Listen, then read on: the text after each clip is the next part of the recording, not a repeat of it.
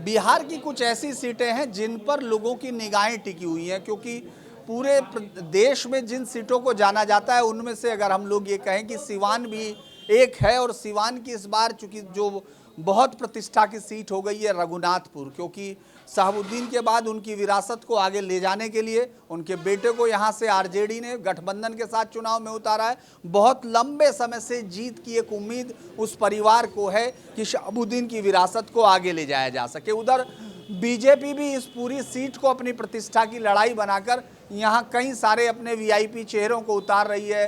Rally में योगी आदित्यनाथ को लाया गया है, और इसलिए ताकि वो एक तो ये जो कहा जाता है कि जहां योगी आदित्यनाथ उतरता है वहां ध्रुवीकरण होता है, और दूसरा माफियाओं के खिलाफ अगर उनको बीजेपी अपना एक उसके तौर पर पेश करती रही है एक अपने, तो हम लोग यहाँ चूँकि वो कैंपेन में है ओसामा, हम लोग अलग अलग लोगों से बातचीत करके समझने की कोशिश करते हैं कि कितना टफ ये मुकाबला उनके लिए है और वो किस तरह से देखते हैं।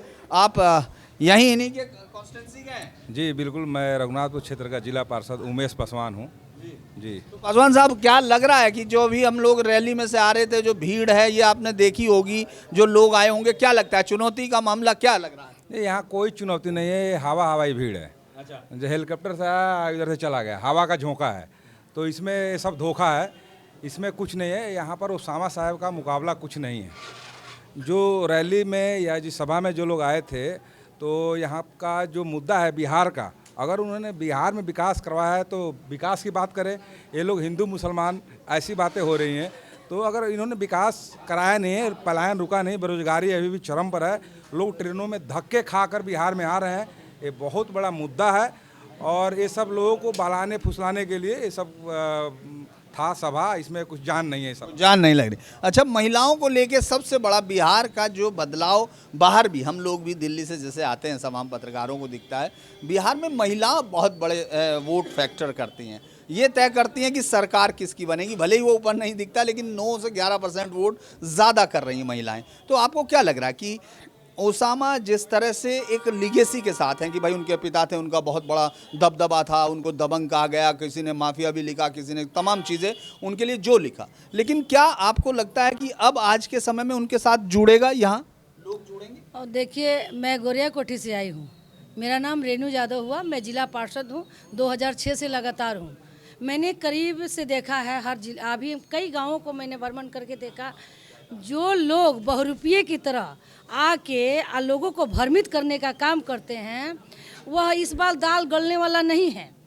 इस बार सिंचाई वाली सरकार, रोजगार वाली सरकार, कमाऊ सरकार, यहाँ से आवाज़ बन के ओसामा बाबू जाएंगे सदन में रघुनाथपुर का विकास के लिए। अरे हम तो कहेंगे, अरे घूम रहे हैं कुछ गधे भी शेर के खाल में, शेर जैसा हिम्मत है शहाबुद्दीन साहब के लाल में, लहरें भी होंगी, ललकार भी होंगी, और यहाँ से विधायक ओसामा साहब भी होंगे, यही होंगे। अच्छा, ये बताइए, लोग यकीन, जैसे हम लोग बात करते हैं कि भाई 30,000 रुपये आप क्यों नहीं ले रहे 10,000 के बदले।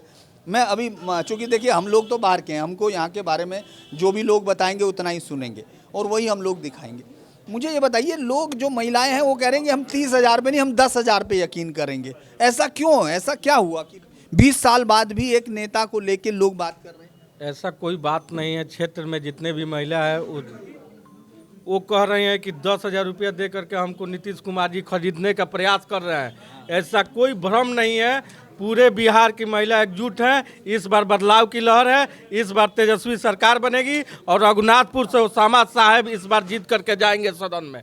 अच्छा, कोई डर की बात नहीं होती? जैसे लोग कहते हैं, बाहर तो हम लोग ये सुनते हैं बहुत ही पूरा सिवान में जो है उनके डर से लोग कांपते थे कि मर्डर और तमाम चीज़ों पे, लेकिन आपको लगता है ये छवि यहाँ आके कैसे बदलती है? देखिए, आपको हम सिवान के साथ साथ पूरे बिहार के बता दे रहे हैं कि अभी जो बिहार का स्थिति है, लोग बदलाव चाह रहा है, और यहाँ घूसखोरी और बेरोजगारी दोनों मुद्दा है। घूसखोरी से भी लोग उब गए हैं, बेगर रिश्वत दिए हुए ब्लॉक से लेकर जिला स्तर तक जाइए, कहीं कोई काम नहीं हो रहा है, और बेरोजगारी चरम सीमा पर है। आज देख रहे हैं, लोग प्लान करके गए थे दीपावली छठ में जो ट्रेन भीड़ जा रही है, उधर से भीड़ आई और भीड़ जा रही है। आप स्टेशन पर देखिए ना जा करके, देखा बहुत जबरदस्त लोग जा रहे हैं जी। तो इसको सब देखते हुए पूरे बिहार के खासकर युवा वर्ग के लोग, जाति बेस नहीं, युवा वर्ग चाहे वो किसी जाति मजहब से आते हैं, युवा है, नौजवान हैं, वो लोग ठान लिया है कि इस पर बदलाव हम लोग को चाहिए।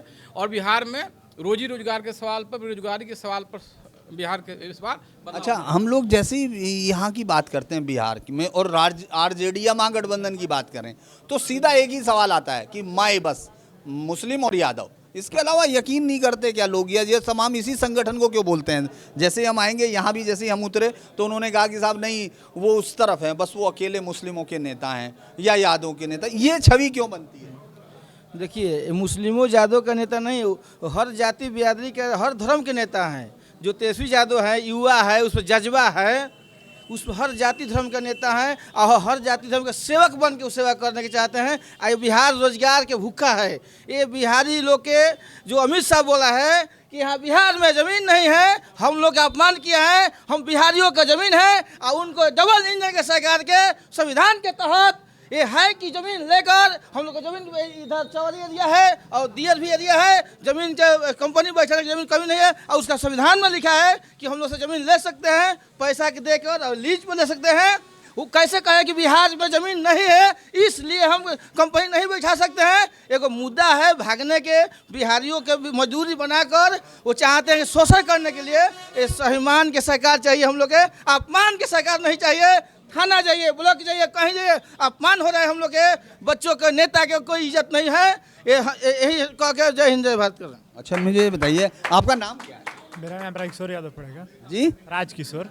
अच्छा राजकिशोर, ये बात क्यों नहीं, मतलब लोग कह रहे युवा भी हैं, तेजस्वी युवा भी हैं, युवाओं की बात भी कर रहे, लेकिन कोई सफलता लोगों को कहना है कि नहीं माई समीकरण के इर्द गिर्द, ये क्या कहानी है?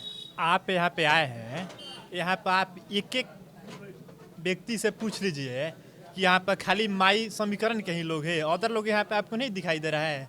चाहे जो बात कह रहा है उस व्यक्ति से आप जाके पूछिए कि क्या अदर लोग साथ में दिखाई नहीं दे रहा है? माई समीकरण के अलावा भी तो यहाँ पे लोग हैं। अच्छा, इस बार लगता है 20 साल से लगातार नीतीश कुमार वहाँ बैठे हैं, इस बार हटा पाएंगे? जी बिल्कुल, इस बार नौजवानों की सरकार बनेगी, युवाओं की सरकार बनेगी, रोजगार, कमाई और सिंचाई की सरकार बनेगी। रोजगार, कमाई और सिंचाई।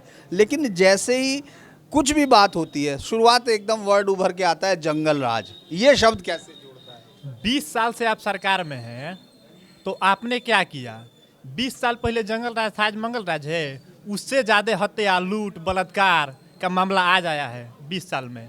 रिकॉर्ड उठा के आप देख लीजिए। अच्छा, हम लोग यहाँ अलग अलग तरीके से अभी आगे एक और बताना चाहेंगे आपसे। आप बोल रहे MY समीकरण है यहाँ पर, हम क्या दलित नहीं है? उमेश पासवान क्या है? उमेश पासवान दलित है।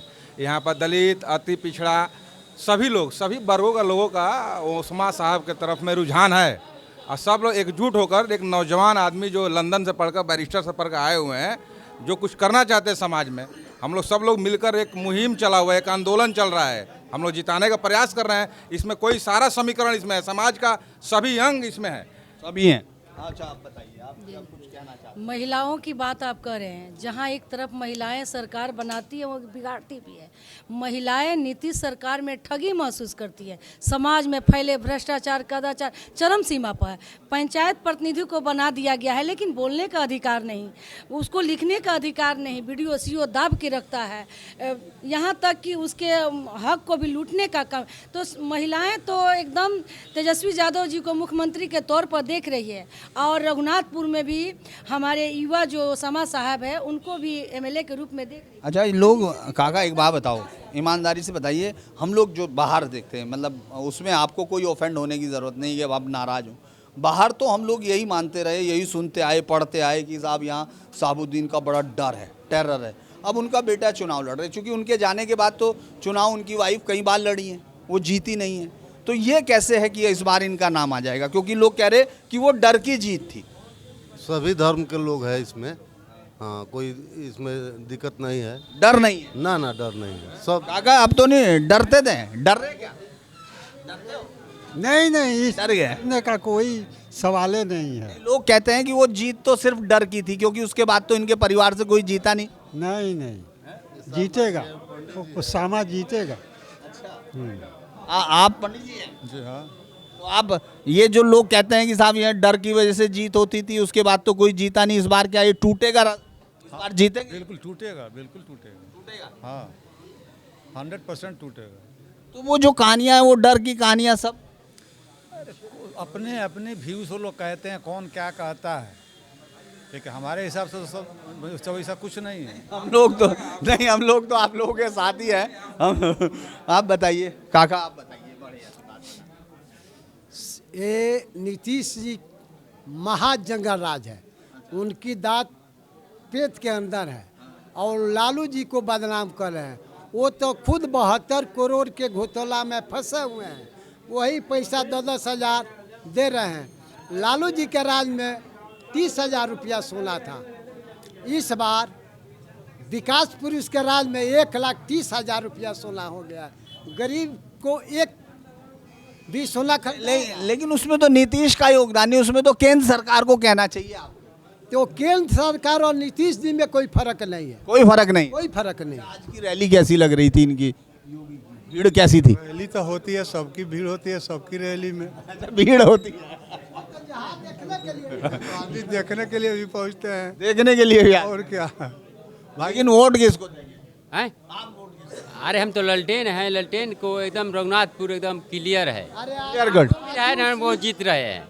उनको डर हो गया है भाजपा के लोग को कि बताइए, बहुत छोटा सा सवाल है कि जब शहाबुद्दीन नहीं रहे तो उनके बाद उनकी पत्नी कई बार चुनाव लड़ी, तो वो नहीं जीती, क्यों ऐसा हुआ? वो तो उनकी में थोड़ा सा चूक हो गया। वो टिकट लेने के लिए पतला नहीं गई, इसलिए और बिहारी को टिकट मिला, 2 भाग में टिकट बच गया, इसीलिए रमेश सिंह कुशवाहा जीत गया। दूसरा बार यदि आएगा तो रमेश सिंह इतना बहुत से हार गए कि खोजने से वो लोग नहीं बेटा है। हम भी कुशवाहा है, वैसा धूर्तबाज कुशवाहा, हम लोग को अशोक साम्राज्य का वंशज है, वैसा 420 कोई यहाँ तक सिवान में लेते नहीं है। नहीं आया है। अच्छा, आपको तो डर नहीं लग रहा? लोग कह रहे डर से ही जीतते थे। कौन? शहाबुद्दीन डर से जीते, उनके बाद उनके परिवार का कोई जनता है, जनता के साथ में उसका पूरा हर जाति का वोट है और बहुत मत से जीतेंगे, उधर आने वाला नहीं है। अच्छा, आपको क्या लगता है कि क्यों देना चाहिए उस आदमी को वोट, क्यों देना चाहिए ओसामा को वोट देना?